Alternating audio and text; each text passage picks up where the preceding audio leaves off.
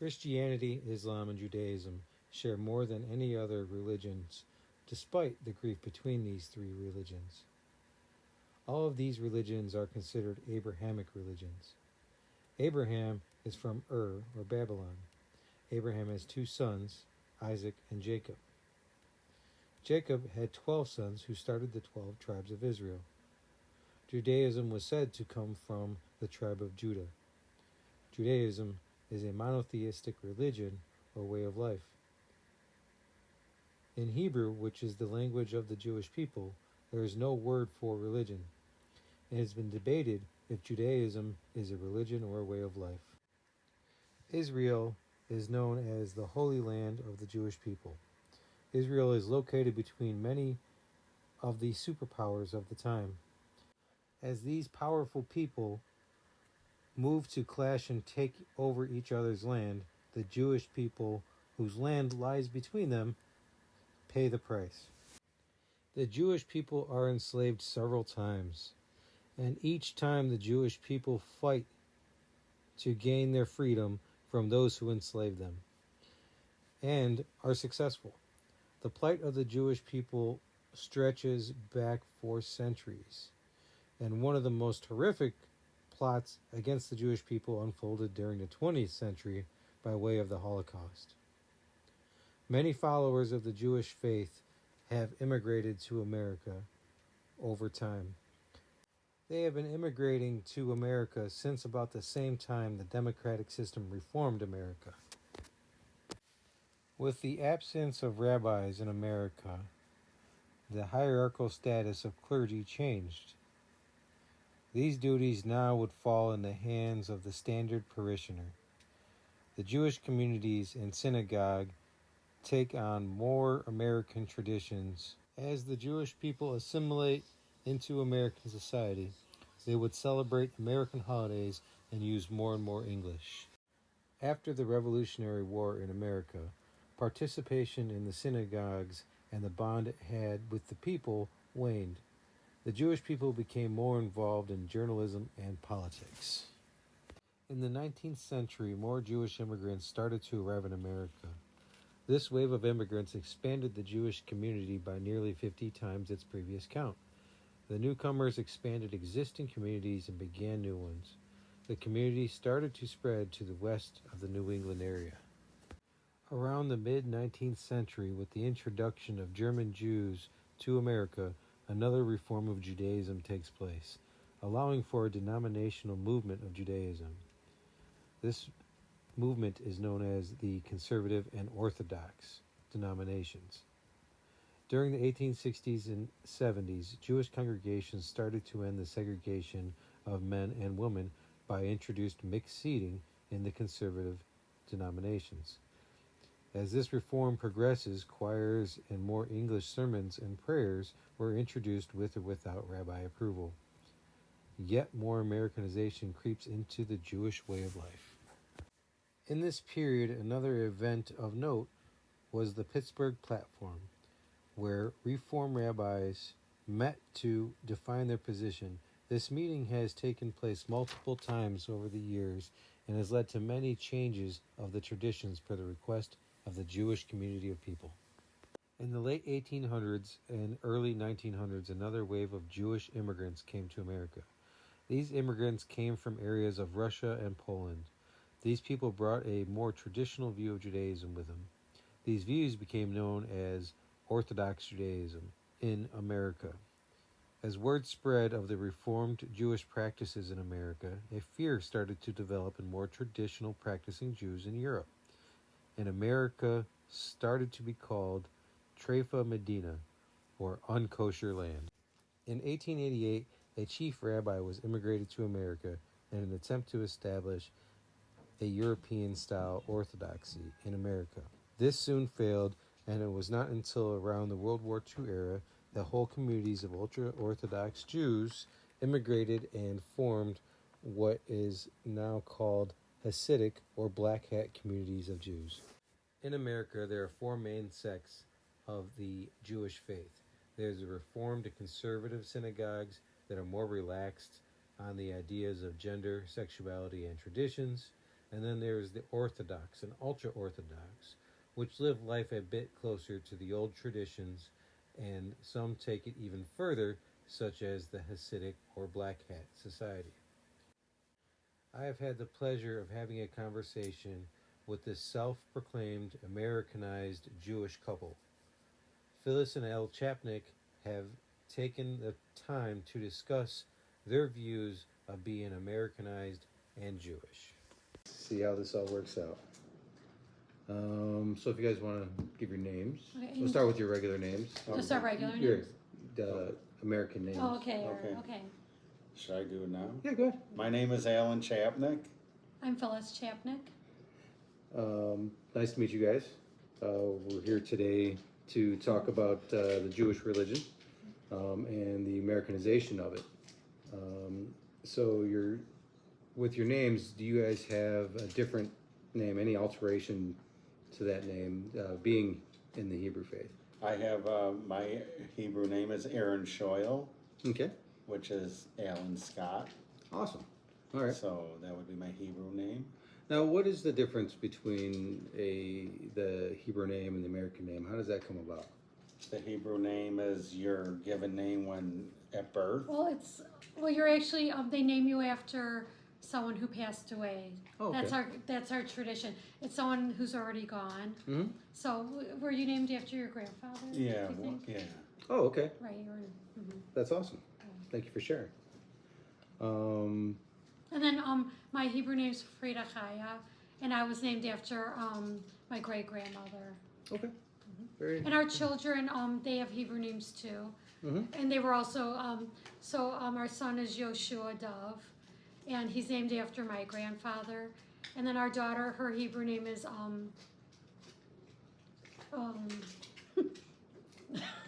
okay, I can't remember, but anyway, she's named after, on his side of the family, I think Someone. grandma, like a grandma. I think, and that's what the difference is. I believe in ours, it's got to be someone who's gone, and I think in other religions, it's someone who's still living. Okay. So that's Yeah, the difference. I didn't know that. Thanks for telling me that. Okay. They didn't tell me that part. That's awesome. Now, is there any significance to using the Hebrew name versus the American name? Well, we use the Hebrew name. I mean, in being Americanized, we really don't use our Hebrew names except if we're in temple. And if you, they'll call us up. It's like an honorary thing to read out of the Torah. Mm-hmm. And before you do it, you have to say your Hebrew name and your father's Hebrew name. Oh, okay. Or because you practice the Jewish religion. Do you want to go first? I had an uncle who's deceased, and he would tell me when he tried to open up his business, he had a Jewish sounding last name, so he changed his. He put his name instead of Arnold Weiner. He put A. Arnold for loans, and then it was a little more accepting because they didn't think he was I didn't know that. Jewish. Okay. So he would everything would be A. Arnold, so nobody would know what his last name was, and he found that to be a little easier to conduct business, to hide the last name so it wouldn't sound so Jewish. That's what Oh, he wow. told me. So you think that he was being Discriminated. discriminated? Yeah, Discriminated yeah, against? there was some discriminatory practices if you had a Jewish sounding last name. So Have you ever experienced anything like that? no, Awesome. no. It would be more of, I think that was going on were more of like I would say our parents' age group. I mean, they would like call me Jew, or I mean, so that's how I kind of felt. And I mean, how do I say this? I did go to school with a lot of people like nowadays who hate Jews. My kids really felt it, especially my son living here in Wakanda. Mm-hmm. We moved here, and the first thing is, what church do you belong to? Was it really? So I was like, oh my God. Like, I mean, I was kind of warned, like, they don't really, there's not a lot of Jews. Are you sure you want to go there? So this is how I felt. Like, this was really the first time I felt like, wow, I really don't belong. And we kind of had to explain, like, we don't go to church. We're Jewish. And we actually, Okay. I think so. Yeah. I think it's gotten more diverse here, too. I could tell a difference, like, from when we first moved in. Like, it really made me nervous with this whole cult thing. You know what I mean? Yeah, Like that would was make me really a little creepy. nervous, too. It was really creepy. Or I felt like, oh my god, you know what I mean? Mhm. But now it seems like it's more diverse and so mixed that it doesn't matter. Okay. You know what I mean? Yeah. And that- Right? and Do you that- feel like that too? The neighborhood has got. Yeah, it's now it's more And that's mixed. kind of why I was Yeah. curious. Yeah. You know, things at times Yeah. have changed and things Yeah. people have Yeah. grown up and. Yeah. Okay. So actually, you mentioned Yeah. the word lifestyle, and that brings up a great Right. question. Yeah. In the books, what I had read is they had said the Jewish religion wasn't really a religion; it was more of a lifestyle, the way that people lived. Do you guys feel that same way, or do you feel it's more of a religion? It's a religion with a lifestyle. Okay. So it's religion, and it's a kind of a combination, but it is definitely is a religion. Okay.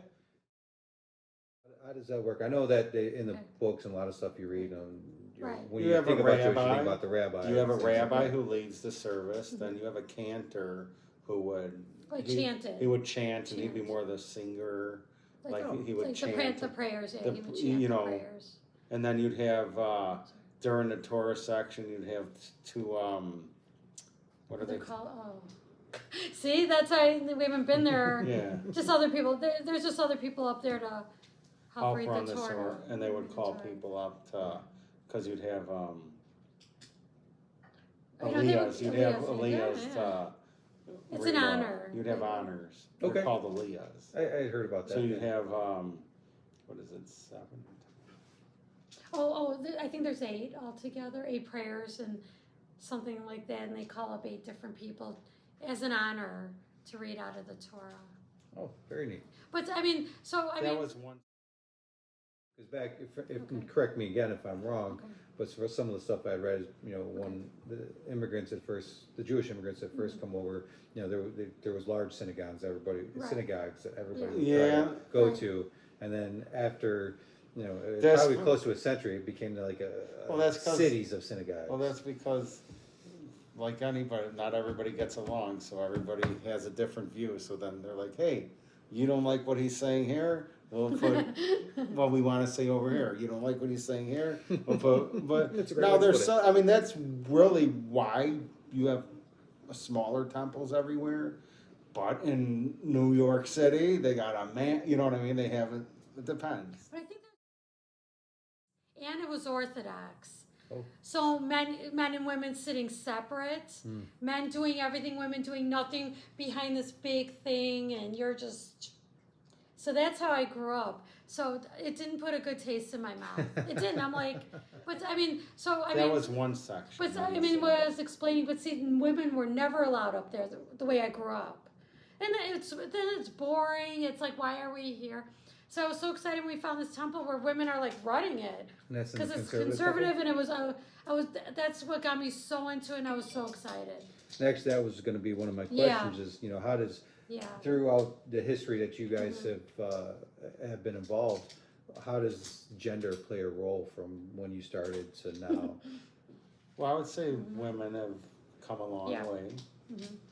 If you need involvement, you need to reach out, because if you don't have, men is only 50% of the country or whatever, 48%. So if you want to have more involvement, you got to reach across the line. True. But some people don't see that. So- Still in the conservative, still in the Orthodox, Oh, no. men only. Oh, I yeah. was actually going to ask Yeah. about that. In the Orthodox no. and the ultra-Orthodox, are they still No. segregated? Yes, Yes. yes, Oh, wow. yes. Okay. And so in the conservative, and you had mentioned one that was another one. Lubavitch. Reform, Or that's right. Reform. They They are accept intermingled? women up on what's called the bima, Okay.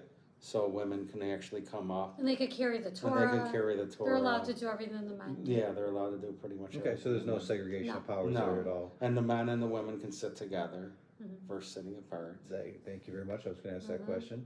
Now, what about like the positions of power, like the rabbi and stuff like that? Is there any women that are able to claim that particular? Yes, Yes? that's in more of the Reformed and then maybe slightly conservative, Okay. All right. So the Reform So is they're working their way where, up there. Reformed is where Yep. the start is. Okay. And in the conservative, are they starting to see that light, or is that something that? Not as, it's more Reformed. It's more Reformed. Okay. Oh, the women, you mean? Yes. Yeah. No, but at ours. Ours was different. I know Ours because was we didn't have a lot of people. But most conservative, Yeah. Okay. are still men based. Okay. Now, is that something that you would probably only see here in the U.S., or have you all heard about that kind of the reform? It's probably all over the place. It's, in Europe. Okay. It's probably everywhere. What we do here is what they do there. Word spreads quick. Yeah. Do you know how the Jewish community feels about the LGBTQ community? Is that accepting? Are they not accepting? I would say the Reformed to slightly conservative is probably accepting, but really religious are not accepting. Okay. And that's the facts. That if you're Orthodox, you're not going to accept. Is it because it's not following the Bible? It's not following the The Bible. Okay. Yeah. You know. So that circumcision, what's that? What's A bris. A bris, that's right. That's what it's called again. Thank you. Now, I've also heard that they started doing a very similar exercise for females as well. Well, they call it the baby naming, like if it's a girl. So it's it's another ceremony, and and that's where that's where they officially get their Hebrew name. Okay. So that's the girls' version of the big event. But there's nothing. There's nothing. Right. There's right. But they call it for a girl. They call it a baby naming. Okay. And for a boy, they call it a bris. All right. So that's a difference. So now, does that particular event happen even in the Orthodox and ultra Orthodox as well, or is that I'm not sure if they do the baby naming, but Yeah, the bris the bris is that's the big one. I'd say that's got to be a big event. That's right? the big event. I'm not sure. It's a boy. I'm not sure if they. I would guess I don't know. probably not. Yeah, I don't know. I would just get because in the Orthodox it's a men's club. Yeah. It's basically men's Yes. club. So, the question I forgot to what timing in a child's life do they do the bar mitzvah or the bat mitzvah? It's usually 12 or 13. 12 or 13? Usually girls 12, boys 13. But at our temple it was 13, so it's. If you were to round it off, 13. Is there a significance to that? Is Well, it just they're becoming a man or age? becoming a woman, right? Coming of age. Okay. But in Jewish religion, you don't have to have. No, you don't have to. You actually No. do have you become a man regardless. Right, you don't. Okay, Right. that's That's true. It's not a Yeah. requirement. It's not a requirement. No. Right. And in It's a reality, tradition. It's a when you have a tradition. bar mitzvah, you're not supposed to have a big party or anything. That's just kind of what we do in America. How is it supposed to be? It's just a quiet event. Just a quiet event, just family, or? Yeah, you have it in the shul and you're done. Temple, yeah. Or maybe a few people bring some dishes. And Or you could do it like our That's very kids, our smart. daughters, where hers was bigger than our wedding. Yeah. Yeah, that's the American way to do it, right? Like Yeah. the big Sweet 16 Yeah, party? it was the biggest Yeah. quinceañera / Yes. Yeah, I mean, It is. The reality is, Yeah. you don't. Yeah. That's the American. Now we will look at a menorah. A menorah is a Hebrew word for lamp. Most people know this as an 8-flamed lamp that is lit for the Jewish holiday of Hanukkah. Hanukkah is a celebration that is held to commemorate a miracle event in which, after the Greeks were defeated by the Jews, a single cruse of olive oil, which should have lasted 1 day, lasted 8 every day of Hanukkah. Another candle is lit. By the 8th day, 8 candles are lit. Each candle is to be lit by the shamash, or helper candle. These candles are lit in the evenings preceding each of the 8 days of Hanukkah, beginning with Sunday night. Each candle has to be able to burn until 30 minutes past nightfall. Prayers are said while lighting the candles. All in the family are encouraged to light the candles. Nora, what can you tell me about that? and the So this is tradition for of that? Hanukkah. This is so when we do it. So there's 8 nights of Hanukkah. Mhm. So this is a main candle. We would have candles like usually, and this is called the shamus, and this lights all the candles. Okay. You would take it, and we do a prayer. So each night we add on a candle, and there's like 3 prayers. Like the first night you do 3 prayers, and then the rest of the time you just do 2, and you do it every night, like sundown. And that's really, for Hanukkah, that's like our only real, like, actual tradition. Like, so there's things you could eat, you could have a party, because it's the same time around Christmas. The gifts, like all that other stuff. What does Hanukkah mean to the Jewish religion? It's when the lights It's a festival of lights. And it's when, no, what is it? Well, Was that the oil? Yeah, when the it oil lasted ran for- out. It lasted for 8 days. Mhm. Right. Okay. Yeah. That's why 8 nights and 8, yeah. Perfect. These are Shabbos candles. Shabbat takes place on Friday nights. So religious people, they have a Shabbat dinner. They light the Shabbat candles and do a prayer. So Shabbat lasts from Friday night sundown till Saturday night sundown. During Shabbos, you're not supposed to. It's really your day of rest. You're not supposed to use any electricity, no technology. You're supposed to rest. You can read books, no TV. You're not supposed to drive. In religion, things usually go from sunset to sunrise. Can you explain that a little more? What do you mean? So, like your holiday will start in the sunset of, so Passover starts Friday evening, and then it's usually done the sunrise. So it's like as long as it goes. Okay. Where in other religions, it might be the day of. Right. Okay. Like that actual day, like if it's Sunday. Where ours would start maybe, it depends what holiday, Saturday evening to Sunday evening. Oh. A Seder plate is a dish used for the Passover holiday. Passover is another Jewish holiday that celebrates the emancipation of the Israelites from slavery in ancient Egypt. The name of the holiday was given to represent when God passed over Jewish houses when killing the Egyptian firstborn on the first Passover. This was the last of the 10 plagues. After this, the Israelite people were released from slavery and ushered out of Egypt. They left in such a hurry that they did not even have time to let their bread rise. Thus they had matzah bread.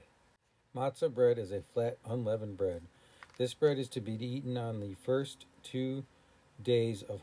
It is optional the rest of the holiday. Also, the first 2 days is the Seder, an arrangement of food that is to symbolize the plight and newfound freedom of the Jewish people. This is served on a Seder plate.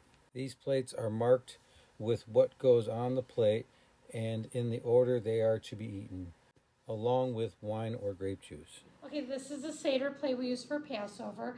And as you can see, it even says in Hebrew and English where you're supposed to put everything. Oh, wow. And everything is like a symbol for the Okay. Passover story. So this is for Passover? Yeah, and we use this at our Seder. We have everything out here, and then as we're reading the story in the Haggadah, it'll explain like the significance for each thing. Okay. And this is a Kiddush cup, so anytime we have like Passover, any of our religious ceremony Seder, you have this with wine, and usually whoever's running the Seder or running the service, they drink out of the Kiddush cup. Okay. Rosh Hashanah is the holiday representing the Jewish New Year. It begins at nightfall of the Tishri 1 and ends at the nightfall of the Tishri 2. Rosh Hashanah is part of the high holidays, which includes Yom Kippur that follows 10 days later. Rosh Hashanah celebrates the anniversary of the creation of Adam and Eve and the birthday of the universe. Rituals include candle lighting and eating sweet treats to bring in a sweet year. It is also a day of prayer and where God is proclaimed King of the universe. This day is also where one would perform the Tishtik, where one casts their sins into the water. It is also interesting to note that the Jewish calendar denotes that this year will be the year 5782. Yom Kippur is the holiest day of the year for the Jewish religion. This day is the Day of Atonement. As the verse says, "For on this day he will forgive you, that you be cleansed from all your sins before God." This symbolized the story of when, after the Jewish people were freed from slavery in Egypt, they sinned by worshipping a golden calf. Moses then ascended Mount Sinai and prayed to the God to forgive them. After 2 40-day stints in the mountain, full divine favor was obtained, and that day Moses came down from the mountain has been known as the Day of Atonement. This day is a day of fasting from sunset to sunset. The Jewish people also are not allowed to work.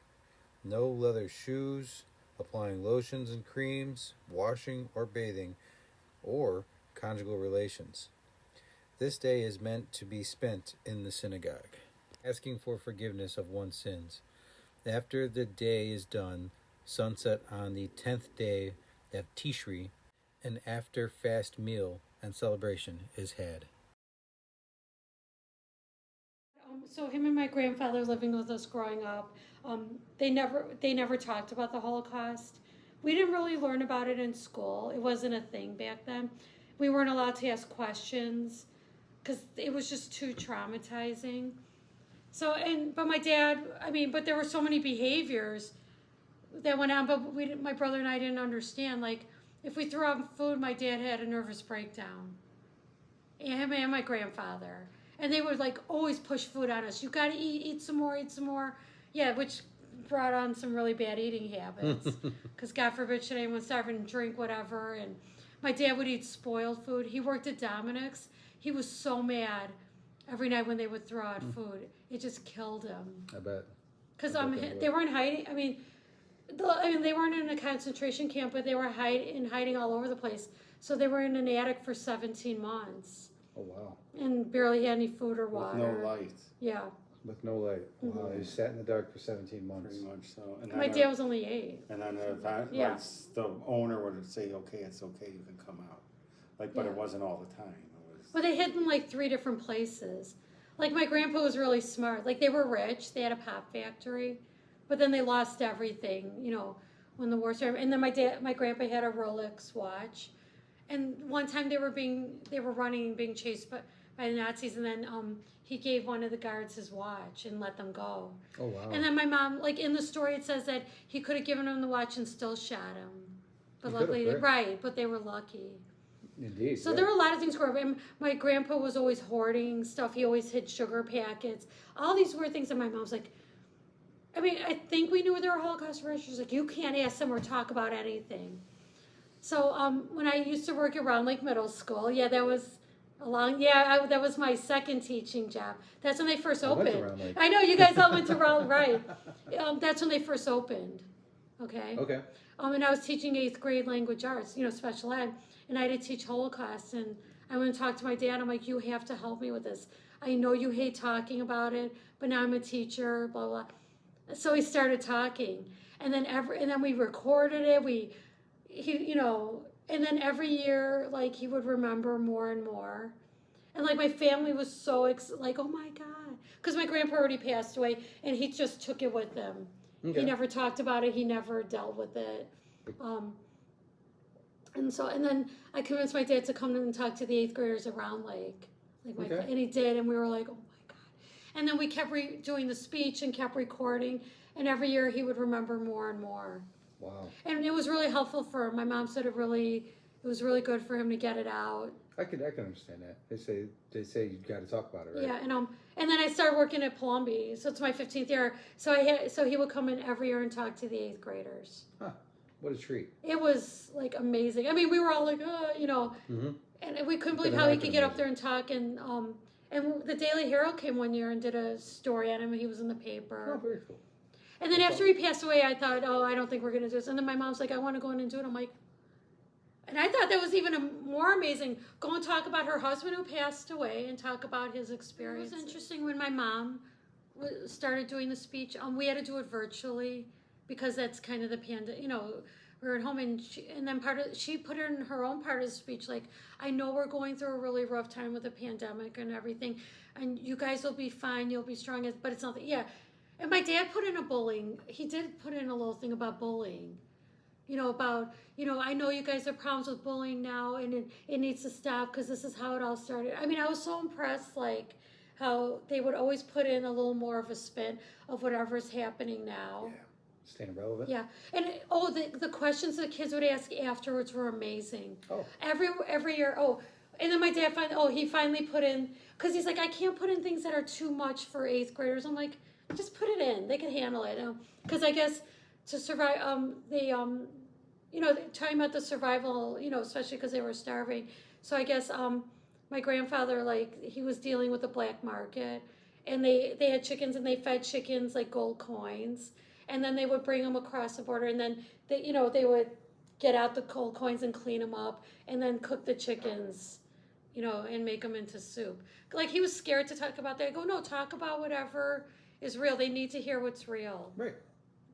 Don't worry about, and the kids would always, and sometimes the kids would ask, well, how come the Jews let it happen? Why didn't they stop it? And he's like, oh my God, he's like, that's going to bother me till the day I die. I don't know how to answer that. Yeah, how do you answer that? I mean, some of these kids would ask like really good questions, and like, but I could tell some of them were scared to ask questions because they didn't want to upset them. You know what I mean? Yeah, I could see that too. The questions, I Yeah. like the questions personally because it shows that the kids are actually thinking. They're sitting there listening to the story. They're taking it in. They're trying to live it and trying to be there. When you get those really good questions, that's awesome.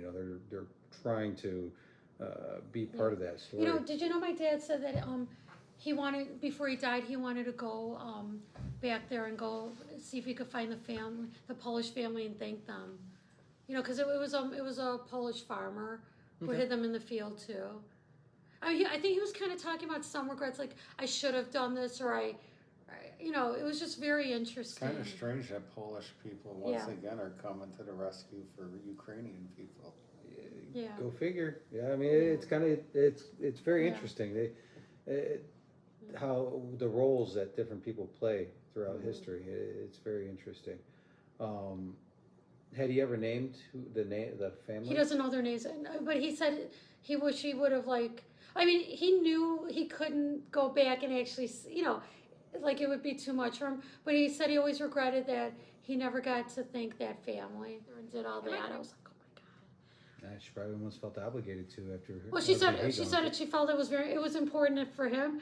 It was important for her, and she kind of, is a volunteer for the Holocaust Museum. Oh, okay. But the whole, pandemic, she couldn't do anything. I bet that's so we have a tree of life in there, and we dedicated a leaf, like in honor of my dad. So that's at the Holocaust Museum. We were but we did our own Holocaust assembly with my mom. So okay. Now is that where is that Holocaust Museum? Oh, it's in Skokie, but there's like a really big one. Washington, D.C. The kids that went on the D.C. trips, they got to go to Washington. That's a big one. That's like I know. With all the museums. Yeah. Mm-hmm.